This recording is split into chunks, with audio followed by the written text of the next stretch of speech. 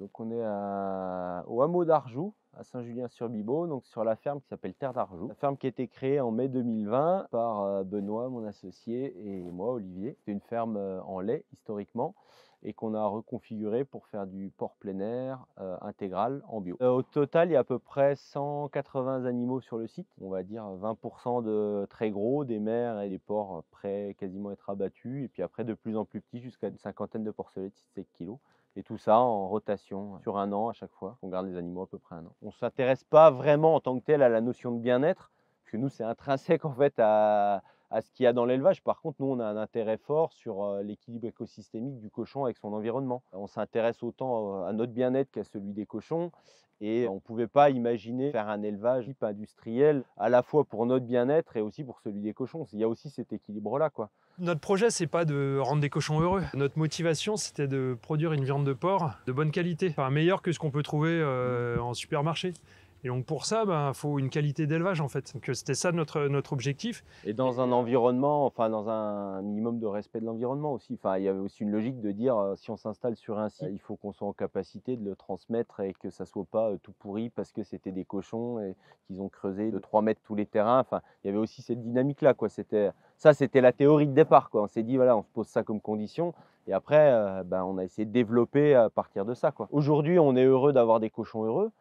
Mais ce n'était pas forcément dans le cahier des charges de départ. Ou alors on ne l'avait pas écrit en tant que tel, mais pour nous ça tombe un peu sous le sens, quoi. Pour faire une viande de porc de bonne qualité, qu'est-ce qu'il faut? Une durée d'engraissement, le fait que les cochons ils puissent gambader, faire marcher leurs muscles en fait. Donc forcément être sur des parcours, être en extérieur. En extérieur, ils ont aussi leur couverture de gras qui les protège du froid. Donc ils font aussi un gras de bonne qualité. Finalement, si on veut faire une bonne viande en fait à partir du porc, c'est plutôt sur des systèmes comme ça. En fait, on va dire le bien-être au quotidien dans notre boulot, il y a quand même des périodes de l'année, même si ça fait qu'on est que sur notre deuxième hiver. Ouais, il y a des jours en hiver, on le dit en rigolant, mais on rentrerait bien les cochons en bâtiment. Quand tout le réseau d'eau est gelé, quand le quad est tombé en panne, quand il y a l'aliment qui veut pas couler dans le silo. Enfin, qu'à un moment, si nous, on n'est pas bien au niveau du boulot, on agit mal au niveau des animaux. Il faut prendre le temps. On sait qu'il y a certaines tâches, il faut pas avoir de contraintes horaires. Et si on veut que ça se passe bien, et en général, c'est même quand on n'a pas de contraintes, peut-être que ça se passe le mieux et le plus rapidement. Mais dès qu'on a, c'est ça, dès qu'on est dans le rythme, dès qu'on est pris, on travaille pas bien. Ouais, on est moins patient. Et en plein air, effectivement, nous, on n'a pas une porte à ouvrir, un couloir. La truie, c'est sûr qu'elle va y aller avec un aiguillon pour la faire avancer. Ici, l'animal, il est incité, mais on peut pas le forcer. Il est trop gros pour être forcé. Si on le force, il nous force et là on perd à chaque fois. Et c'est même risqué. Enfin, derrière, on peut se blesser ou autre. Donc, c'est que de l'incitation. Donc, il faut qu'on ait une marge de manœuvre, quoi. Nous, on n'intervient pas du tout au niveau de la mise bas. Et du coup, en gros, ils vivent leur vie. Donc, il peut arriver, on a là sur certains porcelets, je ne sais pas si on va les voir, mais qu'il y ait des queues qui ont été du coup un peu mangées et des queues qui tombent. Donc, il y en a qui n'ont pas leur queue. Par contre, on n'a rien au niveau des oreilles, par exemple. Il n'y a pas du tout de cannibalisme là-dessus. Et après, dans les comportements entre eux, il y a assez peu d'agressivité. C'est-à-dire qu'il y a une hiérarchie. Mais dans la mesure où ils ont de l'espace, ça pose aucun souci, quoi. Quand on avait les truies en bâtiment, c'est-à-dire qu'on avait nos truies qui étaient dans des cases d'une quinzaine de mètres carrés, on a été obligé de séparer des truies dans une des bandes parce qu'il y avait une agressivité avec une truie qui était vraiment maltraitée par les copines. Et on les a remis tout ensemble en extérieur et ça pose aucun problème. Parce qu'en fait, il y a suffisamment d'espace à un moment pour s'écarter quand il peut y avoir des conflits ou autres. Et du coup, l'espace fait qu'à un moment, il y a juste la hiérarchie entre cochons qu'on va retrouver au moment de l'alimentation. Mais sur le reste, il n'y a aucun souci, quoi. Ils vont se battre pour dormir, quand ils sont dans la cabane et pour trouver la place à manger, quoi. Et un peu au niveau des pipettes. Et ça reste juste de la domination, il n'y a pas de cannibalisme en tant que tel, quoi. Ce qui est compliqué, c'est qu'en fait, il faut que tous les jours, ils aient à manger, à boire. Et un abri sec, voilà. Donc faut réussir à garantir ça toute l'année. Donc y compris en hiver, quand il gèle ou qu'il pleut fort, qu'il y a beaucoup d'eau, donc avoir des cabanes paillées ou avec un peu une litière, quoi. Avoir un réseau d'eau hors gel ou un système pour distribuer, ouais.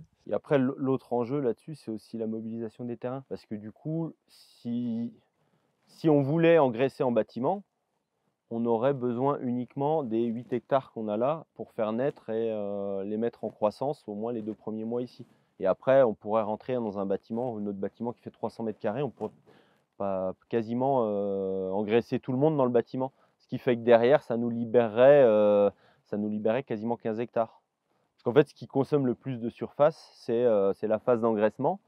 Avec, c'est quoi, on met 15 porcs à l'hectare. Et nous, on a une centaine de porcs en instantané, donc 8 parcs. En fait, les parcs doivent être au repos autant de temps qu'ils sont occupés.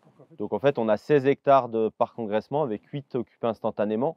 Mais on a, en théorie, puisqu'on n'a pas fini, mais les 16 hectares qui sont clôturés en biosécurité. En gros, le prix de la clôture, ça aurait pu nous faire un bâtiment, je pense, un petit bâtiment pour faire de l'engraissement. Donc à un moment, bon, nous, c'est un choix, mais on comprend tout à fait, surtout après le mois et demi d'hiver qu'on a passé à galérer à mettre de l'eau et tout, qu'il y en a qui finissent à engraisser en bâtiment. Parce qu'autant la mise bas et tout, enfin, nous, on trouve ça quand même plus sympa, même pour la truie, que ça se passe dehors. Il y a plus de caractère maternel, enfin, après, capacité aussi à retourner un peu les terrains, chose qu'on ne peut pas sur une aire bétonnée.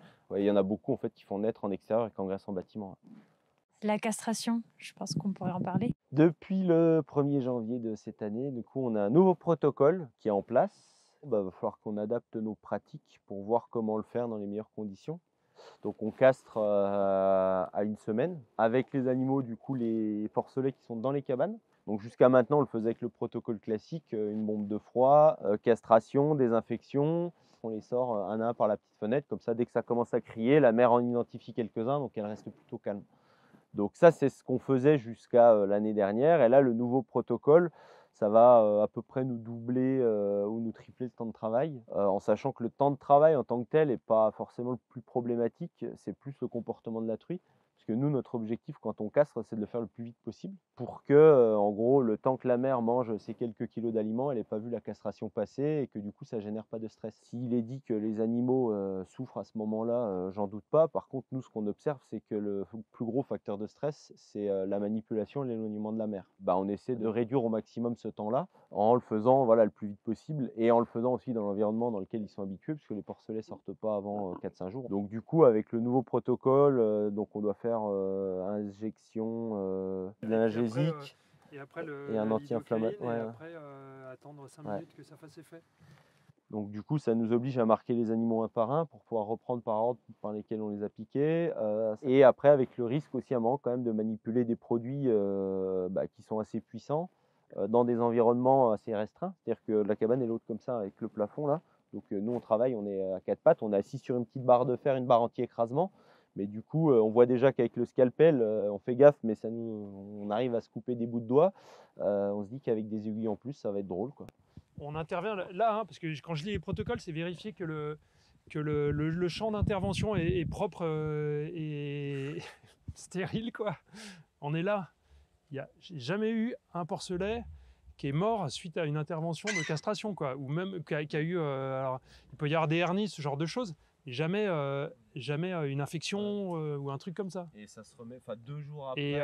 Et même le lendemain, on voit plus rien. Que l'objectif pour nous, c'est respecter la réglementation, mais on est un peu inquiet sur le fait de pouvoir continuer à le faire dans les cabanes tout en ne perdant pas de porcelet et en ayant le stress minimum pour les animaux. Parce que c'est vrai que on avait fait un test une fois dans les premières castrations, de remonter les porcelets au bâtiment en se disant on sera plus tranquille. Et en fait, on s'est vite rendu compte qu'en termes de stress, on avait un risque de taux de perte important. Même au niveau des porcelets, ça leur met vraiment un gros coup, quoi. C'est-à-dire qu'ils sont, dans ce cas-là, ils avaient été quoi, une demi-heure, 1 heure séparés de la mer. Ils sont trop petits pour ça, quoi. Donc c'est pour ça qu'après on s'est dit, on va rester en mode classique dans la cabane. Mais là, on se retrouve de nouveau avec ce type de problématique. Et vraiment le côté porcelet un peu shooté et risque d'écrasement, va falloir qu'on trouve un système pour être sûr qu'il n'y ait pas de souci. Parce que la première chose qui se passe après avoir fini de castrer dans les 10-15 minutes, c'est que derrière, il y a une tétée. Donc quand il fait beau, ça va plutôt se passer dehors parce qu'on a ressorti et nous on est encore dans la cabane. Donc il faut le temps aussi que l'espace soit considéré comme sécurisé pour que la truie y retourne. Mais s'il y a des porcelets qui sont complètement shootés, la truie va vouloir rentrer à l'intérieur vérifier. Enfin, voilà, on n'est pas encore, on n'est pas complètement serein. Et puis, il faut qu'on apprenne aussi à le faire. On attend que notre vétérinaire vienne nous montrer tout ça, mais je pense que lui, il n'a pas fait non plus dans ces conditions. Donc voilà, on verra. Mais ce qui est sûr, c'est que nous, le côté environnement contrôlé, qui est ce qu'on nous montre à un moment dans les formations, avec la petite machine pour bloquer les porcelets à castrer à hauteur d'homme, propre avec les lunettes et la tenue, ça nous on peut pas quoi. Ça c'est pas possible quoi. Dire vous mettez-les dans une case et vous attendez, vous les reprenez dans l'ordre, bah on va essayer de le faire, mais c'est plus, enfin voilà, c'est pas vraiment adapté quoi. En France, on a un enjeu d'ordre de grandeur, c'est-à-dire qu'aujourd'hui, bon, nous, on représente rien en nombre d'éleveurs et encore plus rien en volume de cochons. Du coup, ce qui veut dire que si vraiment, on voulait s'intéresser à notre mode d'élevage et au côté positif comme négatif, pour nous orienter aussi sur des choses, nous, qui peuvent être plus intéressantes ou voire même permettre à d'autres qui ont, un peu de terrain et qui voudraient se diversifier, d'avoir, ce mode d'élevage et pas avoir besoin de faire un bâtiment, par exemple. Il pourrait y avoir un peu de recherche et enfin recherche et application. Juste à un moment faire de la mise en commun, un petit peu de standardisation de récolte de données et globalement, je pense que les éleveurs, seraient les premiers à motiver à fournir ces infos. Donc après c'est des décisions, politiques.